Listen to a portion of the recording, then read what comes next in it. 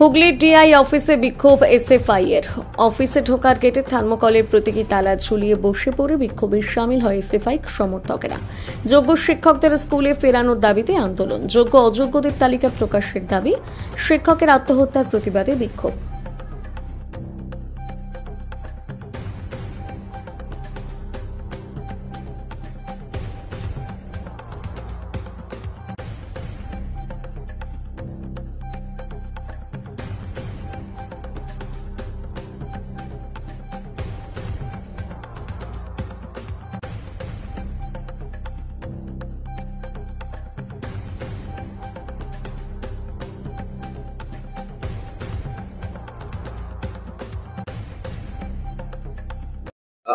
এই প্রতীকী তালা দেওয়া কেন হলো?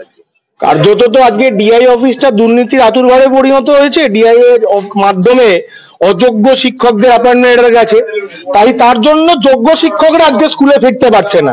তাই যোগ্য শিক্ষকরা যাতে স্কুলে ফিরতে পারে তার জন্য আজকে এসএফআই এখানে আমরা প্রতীকী তালা ঝুলিয়েছি এবং ডিআই কে এখানে এসে উত্তর দিতে হবে যে কেন যোগ্য শিক্ষকদের চাকরি চলে গেল।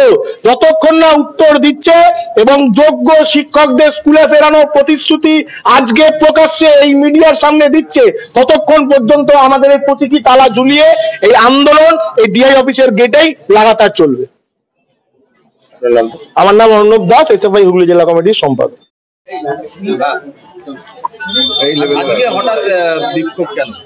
হঠাৎ কেন? সারা রাজ্য জুড়ে কিরকম পরিস্থিতি চলছে আপনারা তো সকলেই অবগত আছেন। 26,000-এর চাকরি চলে গেল।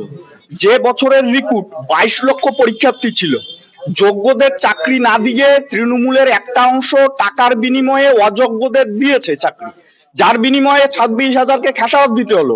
তার মধ্যে হুগলি জেলাতেই 850-এর বেশি শিক্ষক স্কুল ছুট হলো। শুধু ছাত্রছাত্রীরা স্কুল ছুট হচ্ছে না, মাস্টার মশাইরাও এই জামানায় স্কুল ছুট হচ্ছে। আমাদের পরিষ্কার কথা, এই 26,000-এর মধ্যে যোগ্য অযোগ্য তালিকা প্রকাশ করতে হবে, যোগ্যদের অবিলম্বে স্কুলে ফেরাতে হবে। যোগ্যরা কেন তার দায় নেবে? প্রতীকী তালা, প্রতিবাদ, প্রতীকী তালা।